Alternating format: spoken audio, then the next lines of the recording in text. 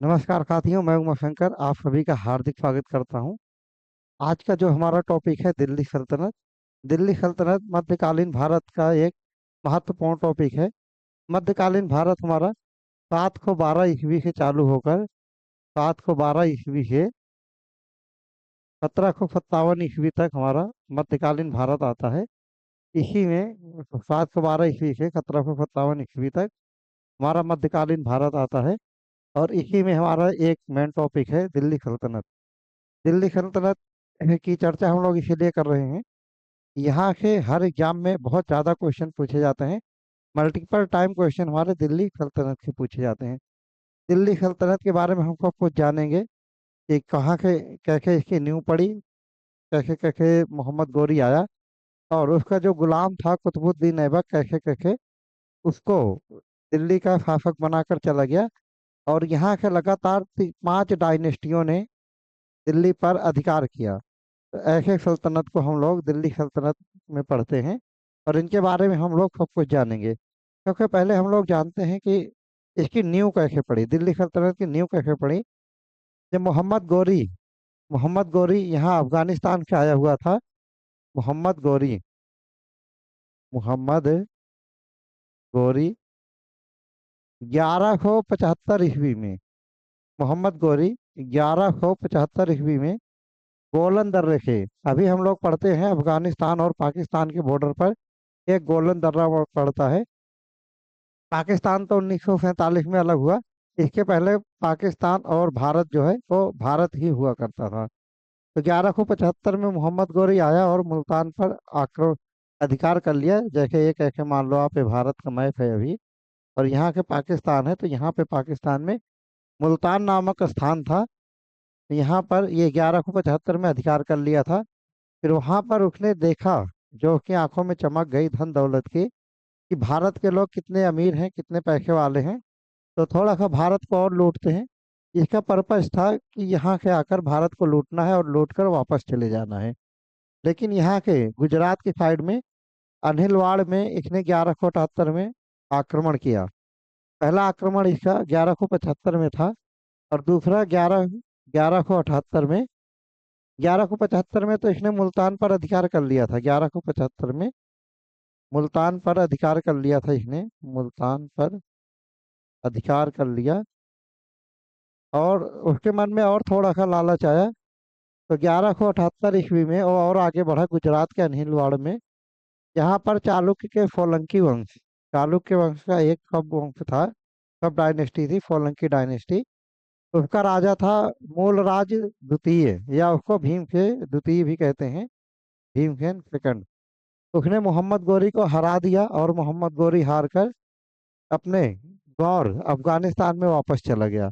यहाँ इसको अब हम लोग लिख कर देख लेते हैं, लिखते चलेंगे आप लोग अपने कॉपी में, तो आप लोगों की तैयारी होती जाएगी। सबसे पहले मोहम्मद गोरी, मोहम्मद मोहम्मद गोरी मोहम्मद गोरी 1175 ईस्वी में, मोहम्मद गोरी 1175 ईस्वी में गोलन दर्रे हम लोग पढ़ते हैं कि दर्रे ज्योग्राफी में पढ़ते हैं कि जो पहाड़ों के बीच में जो फकरी घाटियां होती हैं उनको हम लोग दर्रे कहते हैं।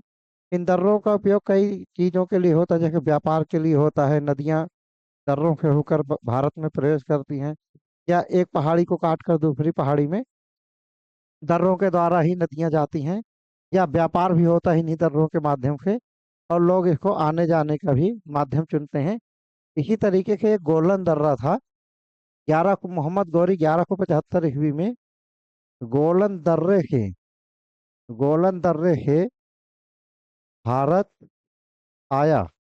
मोहम्मद गौरी 1175 ईस्वी में गोलन दर्रे से भारत आया और मुल्तान पर अधिकार कर लिया, और मुल्तान पर अधिकार कर लिया और मुल्तान पर अधिकार कर लिया मुल्तान पर अधिकार कर लिया। इसके बाद जब 1178 ईस्वी में अनिलवाड़ में इसके मन में और लालच आया। जब 1178 ईस्वी में अनिलवाड़ में पहुंचा तो वहां पर सोलंकी राजा भीमराज सेकंड थे, उन्होंने इसको मारकर वापस भगा दिया अफगानिस्तान। 1178 1178 ईस्वी में अनिलवाड़ 1178 ईस्वी में मोहम्मद 1178 ईस्वी में मोहम्मद गौरी ने मोहम्मद इसका जो लक्ष्य था भारत आने का, वो ये था कि यहाँ से लूटपाट करके अपने देश वापस चले जाओ, फिर वहां पर उसको बढ़िया से उपभोग करो, खत्म हो जाएगा तो फिर से आके लूटो। लेकिन इसने क्या किया, 1178 ईस्वी में मोहम्मद गौरी ने अनिल वाड़ अनिल अनहिल अनिल वाड़ अनिल वाड़ यानी कि गुजरात गुजरात गुजरात में अनिल वाड़ यानी कि गुजरात में आक्रमण किया। गुजरात में आक्रमण किया गुजरात में आक्रमण किया। उस समय उस समय अनिलवाड़ में उस समय अनिलवाड़ में चालुक्य के सोलंकी वंश चालुक्य या सोलंकी वंश के राजा भीमदेव द्वितीय या सोलंकी द्वितीय का शासन था। उस समय अनिल अनिलवाड़ में चालुक्य वंश या सोलंकी वंश में या चालुक्य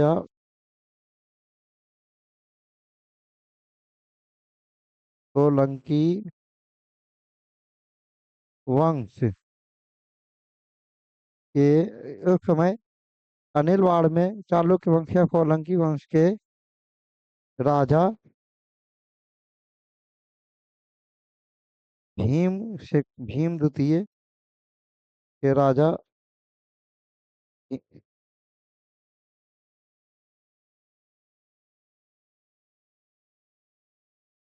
राजा भीम सेकंड या इन्हीं का नाम जो है मूल राज सेकंड था, या मूल राज सेकंड। ये दोनों इन्हीं का नाम है, राजा भीम सेकंड और मूल राज सेकंड एक ही व्यक्ति का नाम है।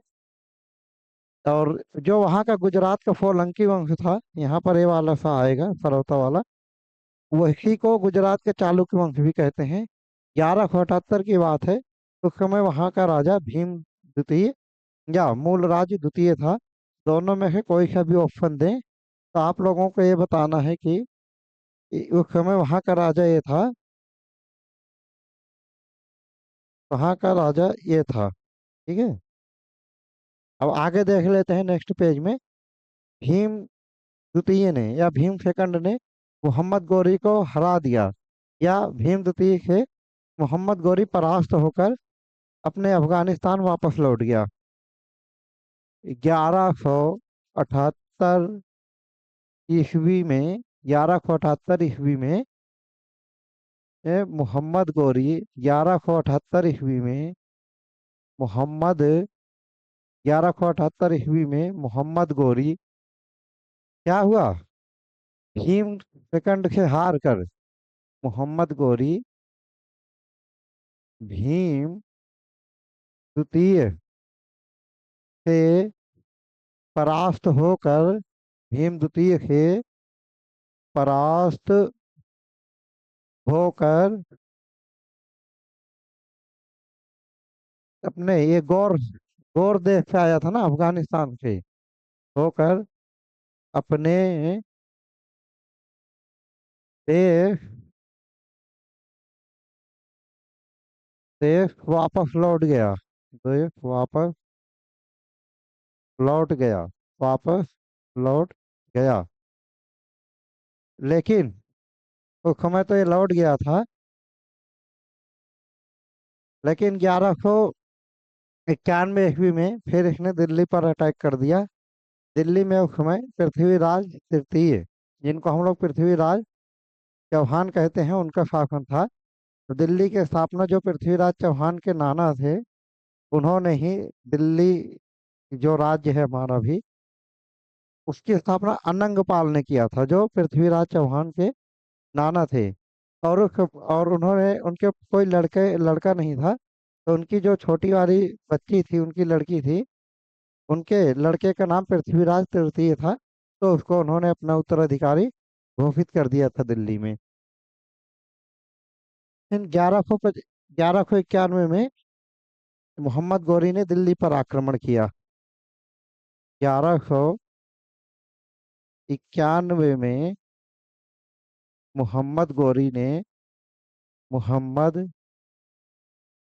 गौरी ने मोहम्मद गौरी ने दिल्ली मोहम्मद गौरी ने दिल्ली पर मोहम्मद गौरी ने आक्रमण दिल्ली पर आक्रमण किया। उस समय दिल्ली पर पृथ्वीराज चौहान या पृथ्वीराज तृतीय और पृथ्वीराज चौहान एक ही व्यक्ति हैं। उस समय दिल्ली पर उस समय उस समय दिल्ली पर उस समय दिल्ली पर उस समय दिल्ली पर पृथ्वीराज पृथ्वीराज चौहान पृथ्वीराज चौहान के बारे में हर कोई जानता है। ये बहुत प्रतापी राजा थे। पृथ्वीराज चौहान का शासन था। और पृथ्वीराज और चौहान और मोहम्मद गौरी के बीच में तराइन नामक स्थान पर एक युद्ध हुआ 1191 में। हाँ, पृथ्वीराज चौहान पृथ्वी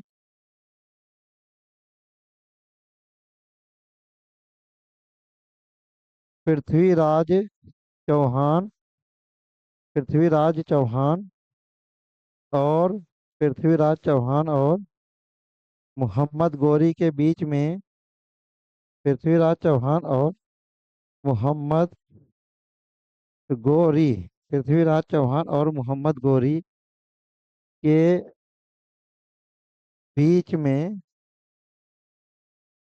1191 ईस्वी 1191 ईस्वी में में तराइन तराइन तराइन नामक तराइन नामक 1191 ईस्वी में स्थान तराइन नामक स्थान पर तराइन नामक स्थान पर युद्ध हुआ युद्ध हुआ। इस युद्ध में मोहम्मद गौरी की हार हुई थी और पृथ्वीराज चौहान की जीत हुई थी। इस युद्ध में इस युद्ध में इस युद्ध में पृथ्वी इस युद्ध में पृथ्वीराज इस युद्ध में पृथ्वीराज चौहान इस युद्ध में पृथ्वीराज चौहान की जीत इस युद्ध में पृथ्वीराज चौहान की जीत हुई इस युद्ध में पृथ्वीराज चौहान की जीत हुई थी तथा मोहम्मद गौरी की हार हुई थी तथा मोहम्मद गौरी मोहम्मद गौरी की हार हुई थी। जो 1191 में तराइन का पहला युद्ध था, उसमें पृथ्वीराज चौहान की जीत हुई थी तथा मोहम्मद गौरी की हार हुई थी। मोहम्मद गौरी मोहम्मद गौरी मोहम्मद गौरी वापस अफगानिस्तान चला गया और अफ वापस अपने देश चला गया, ठीक है, वापस अपने देश लौट गया। मोहम्मद गौरी वापस अपने देश लौट गया। लेकिन यहाँ पर जब वो लगातार 2 बार हार चुका है, अब मोहम्मद गौरी, अब उसका ईगो हर्ट हो गया है। अपने ईगो को सेटिस्फाई करने के लिए वो षड्यंत्र रचता है। उस षड्यंत्र में क्या होता है, वो पृथ्वीराज चौहान के फौरी ओरी बोल देता है। हालांकि युद्ध मैदान में ही पृथ्वीराज चौहान ने, जब मोहम्मद गौरी की तलवार गिर गई थी, तो उसको माफ कर दिया था। उन्होंने कहा जाओ, हम निहत्थों पर वार नहीं करते हैं। शायद ये उनकी गलती रही थी, इसीलिए उनको इस गलती का जो फल है बहुत बुरा भुगतना पड़ा था। और लगभग 1206 से लेकर 1526 ईस्वी तक 320 साल तक दिल्ली सल्तनत में इन्हीं तुर्कों का शासन रहा था। मोहम्मद पृथ्वीराज चौहान की इसी हमदर्दी मान लो या इसी गलती मान लो, इसी गलती से लगभग 320 साल तक तुर्कों का शासन रहा था दिल्ली में। उसके बाद जब मुगल आए थे, फिर भी इन्हीं का शासन रहा था। अगर यहीं पर मार के खत्म कर देते तो कहानी खत्म हो जाती। लेकिन उन्होंने कहा, पृथ्वीराज चौहान ने, कि हम चौहान हैं, हम निहत्थों पर वार नहीं करते हैं, तुम जाओ, भाग जाओ यहाँ के मैदान छोड़कर। तो मोहम्मद गौरी उस समय चालाकी किया और थोड़ा सा कूटनीति का प्रयोग किया, जिसको हम लोग विदेश नीति बोलते हैं। उसमें क्या किया, उसने वो पृथ्वीराज चौहान को थैंक यू वगैरह बोला, और इनके पत्र के माध्यम से इनके बातचीत बना के रखता था। और उसमें इसी बीच में उसने देखा कि पृथ्वीराज चौहान की कमजोरी क्या है। और यहाँ यहीं पर एक जो चंदावर है, चंदावर के राजा जय जयचंद हुआ करते थे ग्वालियर साइड में। तो क्या, जो जयचंद थे, पृथ्वीराज चौहान ने उनकी लड़की से विवाह कर लिया था। अब यहाँ पर पहली बार सुनने में ऐसा लगता है कि ये रिश्तेदार थे, लेकिन रिश्तेदार नहीं, ये दुश्मन थे।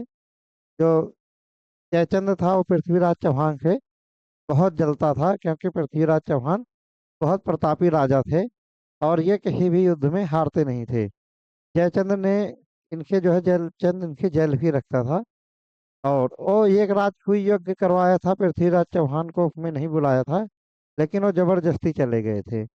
ऐसे उन्होंने, जो उनकी पुत्री थी जयचंद की, उनका नाम संयोगिता था। तो उन्होंने संयोगिता का स्वयंवर रचा हुआ था कि संयोगिता, जिसके जिस भी मतलब वहां पर उन्होंने सारे राजाओं को स्वयंवर में बुलाया था कि संयोगिता जिसके गले में माला डाल देगी, संयोगिता के साथ उसका विवाह कर देंगे। और उसी समारोह में पृथ्वीराज चौहान को अपमानित करने के लिए उनका एक पुतला बनाकर गेट पर लगा खड़ा कर दिया था, जिससे पृथ्वीराज चौहान का ईगो हर्ट हो और उनका अपमान हो। लेकिन संयोगिता भी प्यार करती थी उनके, पृथ्वीराज चौहान के। तो उन्होंने क्या किया, वो जितने वहां पर गणमान्य उपस्थित थे, उनको छोड़कर उसने वो जो पुतला था पृथ्वीराज चौहान का, उसी पर उसने वो हार पहना दिया। जब उसी पे हार पहना दिया तो पृथ्वीराज चौहान वहां पर उस भरी सभा में जबरदस्ती घुसे और कहते हैं कि वो प्रतियोगिता का अपहरण कर लिए। जैसे आजकल फिल्मों में देखते हैं कि नायिका का विवाह हो रहा होता है तो हीरो की अचानक एंट्री होती है और वो नायिका को मंडप में से उठा ले जाता है। सेम ऐसे ही सीन उस समय का कुछ ऐसे ही सीन रहा था। तो देखिए, जयचंद और ज्यादा जो है इनसे जेलसी रखता था पृथ्वीराज चौहान के। और मोहम्मद गौरी ने इसी चीज का फायदा उठाया। और जयचंद, जैसे आजकल हम लोग दो उदाहरण देते हैं, अगर हम देखते हैं कि हमारे घर का कोई सदस्य अपने घर के राज कहीं और जाके बता रहा है, तो एक डायलॉग बोलते हैं कि घर का भेदी लंका ढावे। और या तो उसको विभीषण की संज्ञा दी जाती है या उसको जयचंद की संज्ञा दी जाती है। और जयचंद तो बहुत ज्यादा ईर्ष्या से भरा हुआ था। उसको तो बस किसी तरीके से पृथ्वीराज चौहान की हार देखनी थी। अब मोहम्मद गौरी ने इसी का फायदा उठाया और 1192 में 1192 में मोहम्मद गौरी ने फिर से अटैक किया दिल्ली पर। 1192 में 1192 में 1192 में इस बीच में देखो, उसने मोहम्मद गौरी ने दो कूटनीति का प्रयोग किया। पहला नंबर वो कॉन्फिडेंस में लिया पृथ्वीराज चौहान को, और दूसरा नंबर उसने जयचंद को भी कॉन्फिडेंस में लिया। पृथ्वीराज चौहान को ऐसे लिया कि भाई हमारा सब चीज नॉर्मल है, अब मुझे तुमसे कोई बैर नहीं है, तो अपना राज्य चलाओ, हम अपना राज्य चला रहे हैं। और इसी बीच में उसने बड़ी चालाकी से जयचंद को अपनी तरफ मिला लिया। और इसी इसी चीज का फायदा उठाकर जब उसने देखा अच्छा पृथ्वीराज चौहान पर अटैक किया जा सकता है, तो एक साल के अंदर ही 1192 में मोहम्मद गौरी ने 1192 ईस्वी में मोहम्मद 1192 ईस्वी में मोहम्मद गौरी ने 1192 ईस्वी में मोहम्मद गौरी ने फिर से फिर से दिल्ली फिर से दिल्ली पर फिर से दिल्ली पर आक्रमण आक्रमण फिर से दिल्ली पर आक्रमण कर दिया फिर से दिल्ली पर आक्रमण कर दिया। और और पृथ्वी पृथ्वीराज चौहान और पृथ्वीराज चौहान तथा पृथ्वीराज चौहान तथा मोहम्मद पृथ्वीराज चौहान तथा मोहम्मद गौरी मोहम्मद गौरी के बीच में और मोहम्मद गौरी के बीच में तराइन का दूसरा युद्ध हुआ। तराइन का दूसरा तराइन का दूसरा युद्ध हुआ। अब क्या हुआ इस युद्ध में? इस युद्ध में पृथ्वीराज चौहान की हार हुई और मोहम्मद गौरी की जीत हुई।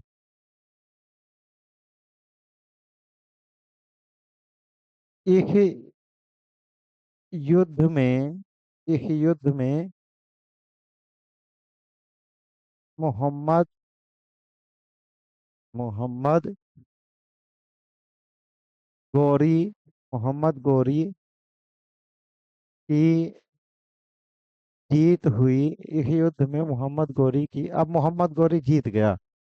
मोहम्मद गौरी जीत गया क्योंकि जो जयचंद था उससे धोखेबाजी कर दी थी। इस युद्ध में मोहम्मद गौरी की जीत हुई तथा पृथ्वी तथा पृथ्वीराज पृथ्वीराज चौहान की पृथ्वीराज चौहान की पराजय हुई तथा पृथ्वीराज चौहान की पराजय हुई पराजय हुई। अब यहाँ पर भी मोहम्मद गौरी रुका नहीं। मोहम्मद गौरी ने क्या किया, अपने साथ में पृथ्वीराज चौहान को बंदी बनाकर लाहौर ले गया। मोहम्मद गौरी मोहम्मद गौरी पृथ्वी मोहम्मद गौरी पृथ्वीराज चौहान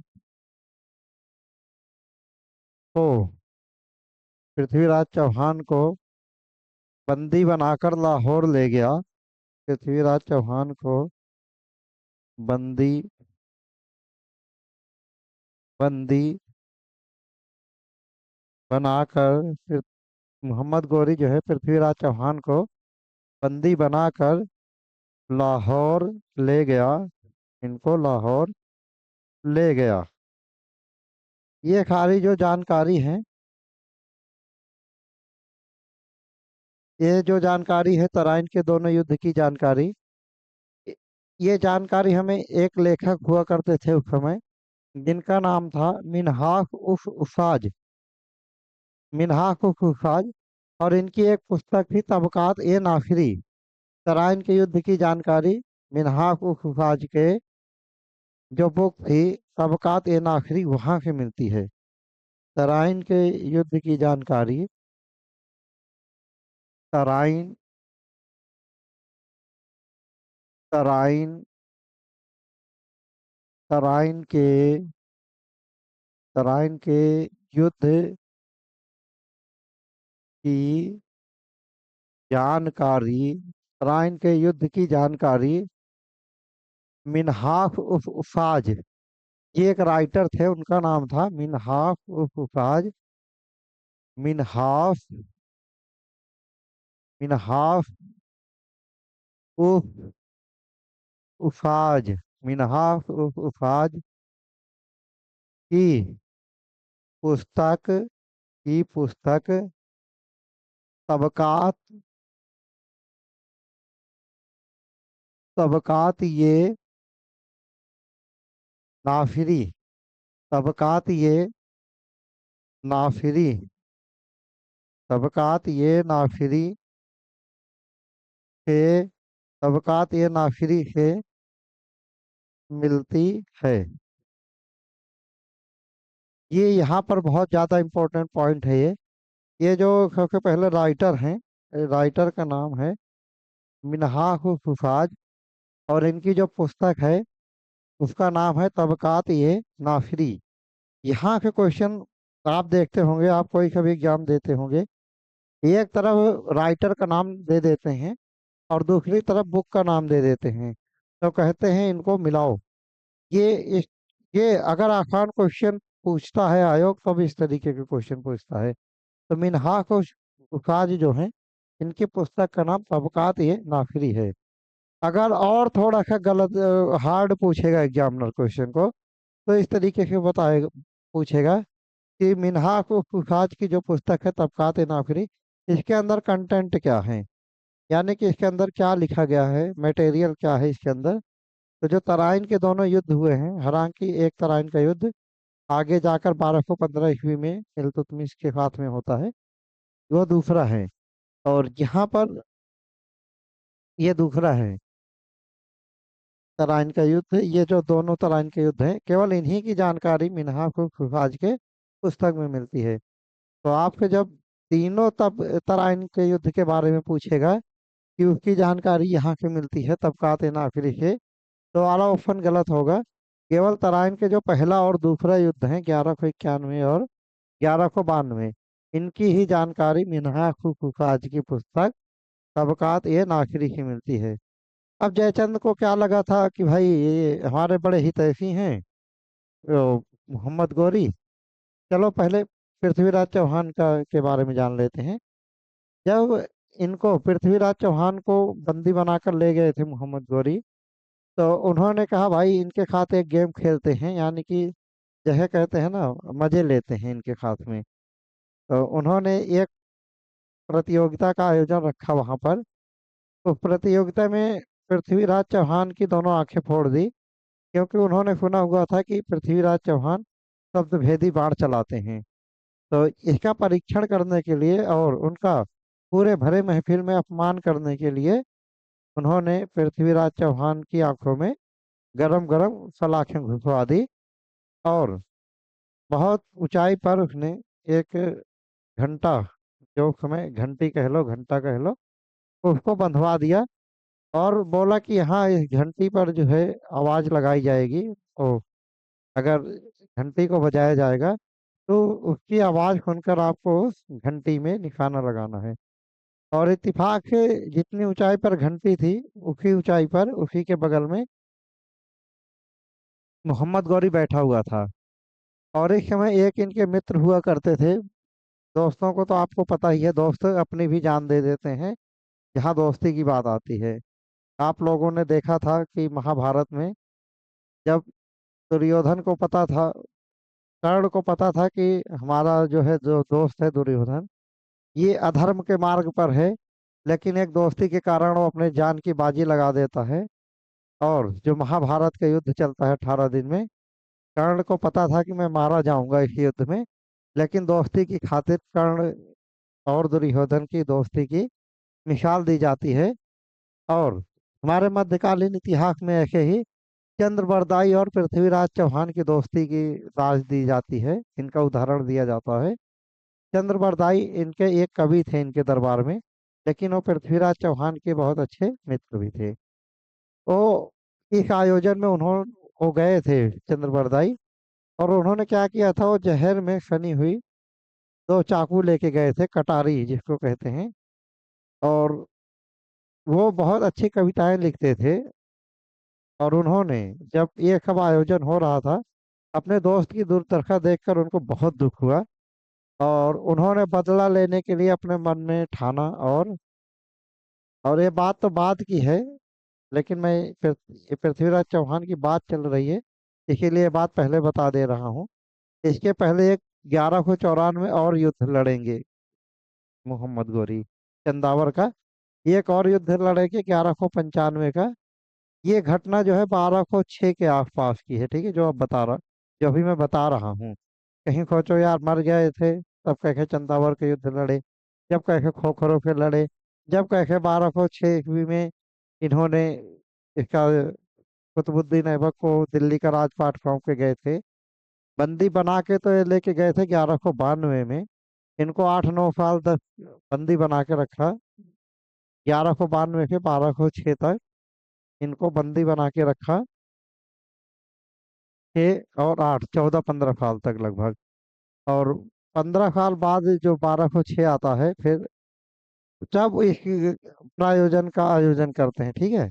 कहीं खोचो फिर चंदावर के युद्ध में कैसे आगे उठकर लड़ने के लिए चंद्रबरदाई जब वहां पर जाते हैं, फिर कहते हैं चार, उन्होंने एक, जहाँ पर सुल्तान बैठा हुआ था यानी कि मोहम्मद गोरी जहाँ पर बैठा हुआ था, इशारों में बताते हैं चंद्रबरदाई कि 4 बांस 24 गज, अंगुल अष्ट भुजान, ता ऊपर सुल्तान है मत चूको चौहान। कि यहाँ पर इतनी ऊंचाई पर हमारा, उन्होंने सटीक बता दिया अपने कविता के माध्यम से कि इतनी ऊंचाई पर सुल्तान बैठा हुआ है, चौहान साहब मार दो अब मत चूको, अब पूरा बदला ले लो। जब इस तरीके से शब्द भेड़ी दीवार पृथ्वीराज चौहान मारते हैं, तब मोहम्मद गौरी वहीं पर से गिरता है इतनी ऊंचाई से और मर जाता है। और ये तीर कहते हैं कि उनकी छाती को बीचों बीच लगा हुआ था। इतना इतना ज्यादा प्रतापी थे हमारे पृथ्वीराज चौहान। अब इस बीच में चंद्रबरदाई को लगता है कि चंद्रबरदाई के जो है बहुत ज्यादा बोझ उतर जाता है। कहते हैं जिसको हमारे बेसिक लैंग्वेज में कहते हैं ना कि उनकी छाती का बहुत ज्यादा बोझ उतर उतर जाता है, कि उनके जो दुश्मन थे पृथ्वीराज चौहान, उनकी हार हुई है। लेकिन बहुत ज्यादा जो है उनको खुश, बहुत दिन तक खुश नहीं रह पाए। 2 साल बाद फिर लौटते हैं मोहम्मद गोरी, और जयचंद के ऊपर अटैक कर देते हैं। चंदावर में, ग्वालियर के पास में, जहाँ पर जयचंद रहता है। और इसके पहले जो मैंने कहानी बताया हुआ था पृथ्वीराज चौहान और उनके बारे में, उसकी उसका वर्णन जो मिलता है एक पृथ्वीराज राफो है, चंद्रबरदाई की ही है, उसमें इन सारी घटनाओं का वर्णन मिलता है। और यहाँ के हमारे किताब के दो आ गए ऑप्शन की पृथ्वीराज राफो की रचना चंद्रबरदाई ने की थी, ठीक है। पृथ्वी पृथ्वीराज राफो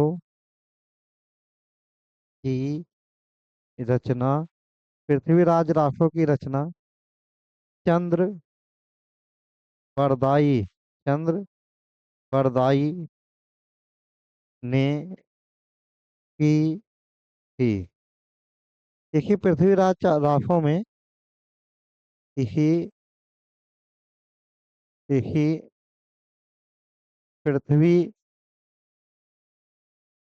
राज इसी पृथ्वीराज राफो में, ये पृथ्वीराज राफो में, इसी पृथ्वीराज राफो में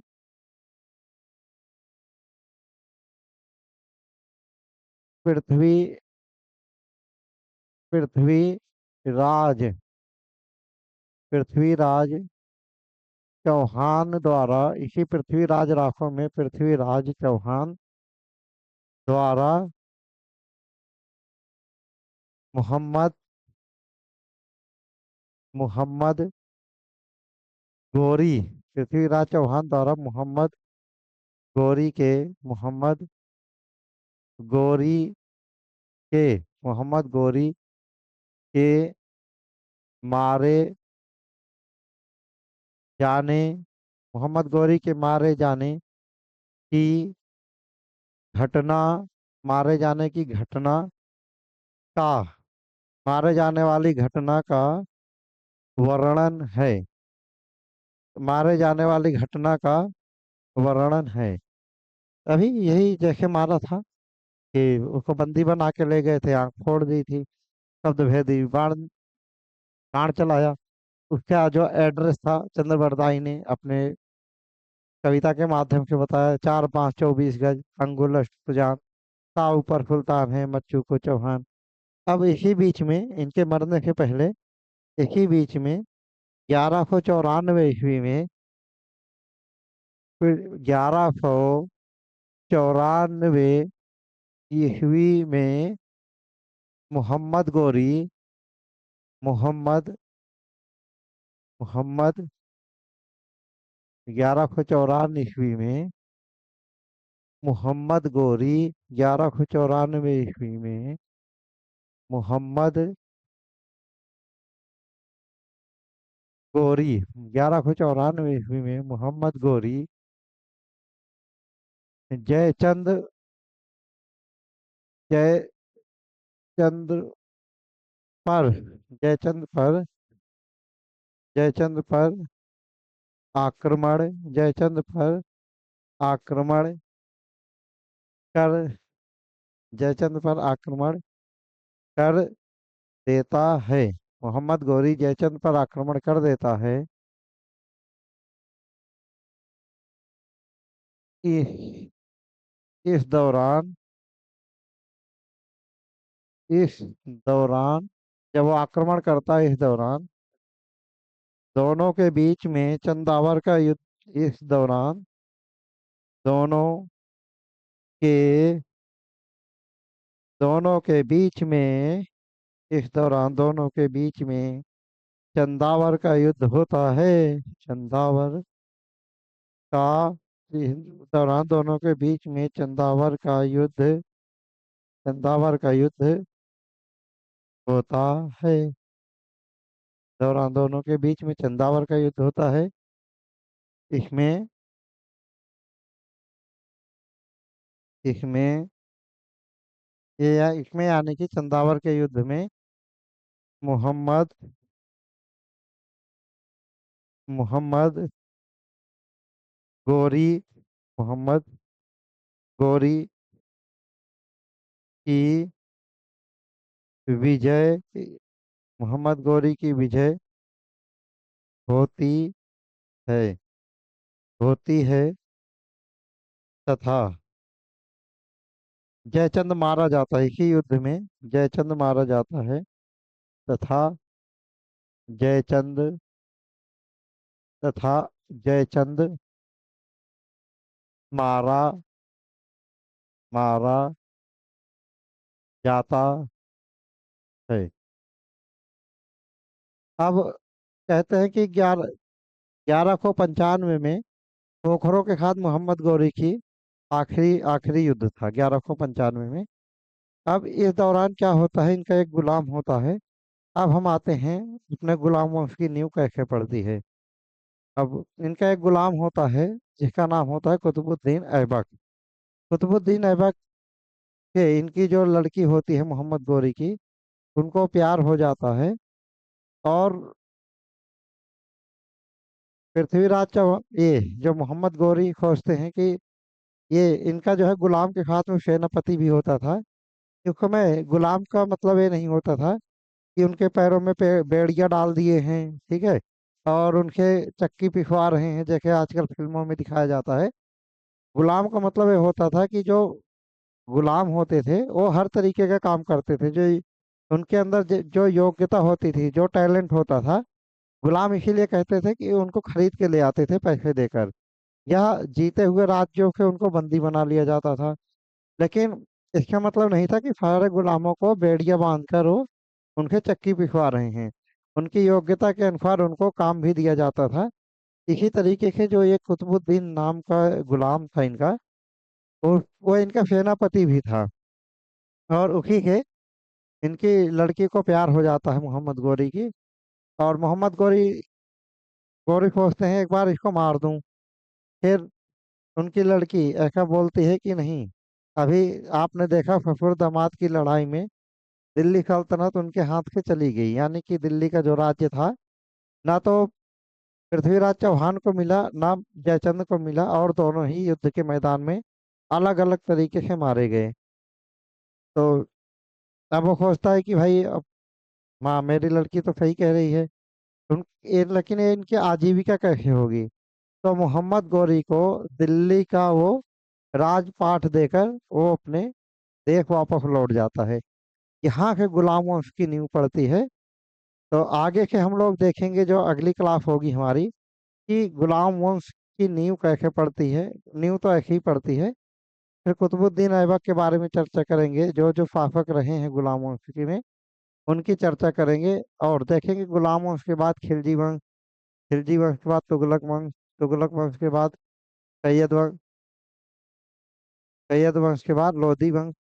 और लोधी वंश यानी कि 320 साल तक कैसे हमारे दिल्ली सल्तनत में ही तुर्कों का राज्य रहा था। फिर 1526 ईस्वी में बाबर ने अटैक किया और फिर मुगल मुगल साम्राज्य की स्थापना की।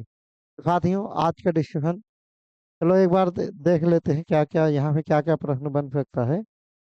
यहाँ के जो प्रश्न बनते हैं वो हैं कि दिल्ली सल्तनत की आज कैसे नींव पड़ी है, उसके बारे में देखा था हम लोगों ने। कि मोहम्मद गोरी 1175 ईस्वी में मुल्तान पर अधिकार कर लेता है। तो देखता है इनके पास तो बहुत ज्यादा धन दौलत है, और उसके मन में लालच आता है। 1178 में वो अनिलवाड़ में अटैक कर देता है। लेकिन उस समय वहाँ का राजा था मूलराज द्वितीय, या उसको भीम द्वितीय कहते हैं, या कहीं पर भीमसेन द्वितीय भी लिखा हुआ आ जाता है। उसके वंश के बारे में अगर क्वेश्चन बनता है कि जिस समय 1178 ईस्वी में मोहम्मद गौरी ने अनिलवाड़ पर आक्रमण किया था, उस समय किस वंश का शासक शासन था। तो उस समय चालुक्य सोलंकी वंश का शासन था, और उनके राजा का नाम था भीम द्वितीय या सोलंकी द्वितीय। सोलंकी वंश तो था, भीम द्वितीय या मूलराज द्वितीय। और इसके बाद वो अपने हार कर अपने देश वापस लौट जाता है 1191 में, क्योंकि वो लालची था, उसके मन में लालच था भाई। भूखे भूखे लोग थे वो लोग कि भाई चलो भारत के कुछ लूट कर लाएंगे तो खाएंगे। 1191 ईस्वी में वो दिल्ली पर अटैक करता है। लेकिन उस समय उसको पता नहीं था कि दिल्ली में कितने प्रतापी राजा हैं, जिनका नाम था पृथ्वीराज चौहान। बहुत मारते हैं उसको, और वो किसी तरीके से जान बचाकर भागता है। उसको एक तरीके से जीवन दान देते हैं कि जाओ, हम निहत्थे पर वार नहीं करते क्योंकि हम चौहान हैं। मोहम्मद गोरी मौके का फायदा उठाकर वापस चला जाता है, और इनके धोखाधड़ी करता है, और इनकी कमजोरियों को टटोलता है कि इनकी कमजोरियां क्या क्या हैं। और इसी बीच में इनको पूरा कॉन्फिडेंस में ले रखा था पृथ्वीराज चौहान को कि भाई नहीं, हर चीज नॉर्मल है। और जयचंद्र को अपनी तरफ मिला लिया, इनकी कमजोरियों को ढूंढ लिया कैसे कैसे इनको परास्त कर सकते हैं। और इसी बीच में एक और बात बता देता हूँ कि मोहम्मद गोरी किस दर्रे से भारत आया था। तो गोलन दर्रा है, जो इस समय पाकिस्तान और अफगानिस्तान के बॉर्डर पर पड़ता है। फिर 1192 में वो दूसरा अटैक करता है दिल्ली पर, और मोहम्मद पृथ्वीराज चौहान को हराकर बंदी बनाकर ले जाता है। और उसी के द्वारा पृथ्वीराज चौहान की जब आग छुड़वा देता है। तो पृथ्वीराज चौहान के द्वारा कैसे उसको मारा जाता है हम लोगों ने पूरा डिस्कस कर लिया है। जो हमारा तराइन का युद्ध होता है दो, 1191 और 1192 ईस्वी का, इसका हम लोगों ने देखा कि इसका जो वर्णन मिलता है हमारा हमें, इसका एक लेखक थे उस समय, उनका नाम था मिन्हाफ उफ उफाज। ये रहा, ये आपको दिख रहा है यहाँ पर, मिन्हाफ उफ उफाज। इनकी पुस्तक का नाम है तबकात ए नासिरी। वहाँ के तराइन के दोनों युद्ध के बारे में वर्णन मिलता है। और पृथ्वीराज चौहान को कैसे बंदी बनाकर ले जाते हैं मोहम्मद गौरी, और किस तरीके से उनको हंसी का पात्र बना के लिए वहां पर एक गेम का प्रायोजन करते हैं, और चंद्रबरदाई पृथ्वीराज चौहान के साथ मिलकर कैसे उनकी हत्या कर देते हैं, और एक दूसरे को चाकू मारकर आत्महत्या कर लेते हैं, ये दोनों सुसाइड कर लेते हैं दोनों दोस्त। और इसकी जानकारी हमें पृथ्वीराज राठौर से मिलती है। और पृथ्वीराज राठौर के जो रचयिता हैं, जो उसके लेखक हैं, वो चंद्रबरदाई ही हैं, जो कि पृथ्वीराज चौहान के एक दरबारी कवि थे। और आगे देखते हैं, 1194 में पृथ्वी मोहम्मद गौरी वापस आता है और जयचंद को मारता है। जयचंद को पहले तो लगता था कि चलो हमारे रास्ते का जो है रोड़ा हट गया एक तरीके से, क्योंकि पृथ्वीराज चौहान दिल्ली के हट चुके थे। लेकिन उनको नहीं पता था कि वो अपनी मौत को भी दावत दे रहे हैं। और इसी क्रम में 1194 ईस्वी में मोहम्मद गौरी वापस आता है और चंद्रबरदाई को अपने प्राणों से हाथ धोना पड़ता है। और यहाँ जाते जाते 1206 ईस्वी में मोहम्मद गौरी कुतुबुद्दीन ऐबक को अपनी दिल्ली की सत्ता सौंप कर वापस अपने देश चला जाता है। उम्मीद है आज आप लोगों ने कल क्लास को काफ़ी इंजॉय किया होगा, काफ़ी आनंद आया होगा। और यहाँ पर जो फैक्ट हैं वो भी, फैक्ट और कॉन्सेप्ट दोनों आप लोगों के समक्ष चर्चा की गई है। और क्लास अगर अच्छी है तो अच्छी बताएं, कमेंट करें, फीडबैक दें, और चैनल को लाइक सब्सक्राइब और शेयर जरूर करें। कल फिर मिलेंगे साथियों इसी चैनल पर नेक्स्ट वीडियो के साथ। तब तक के लिए जय हिंद।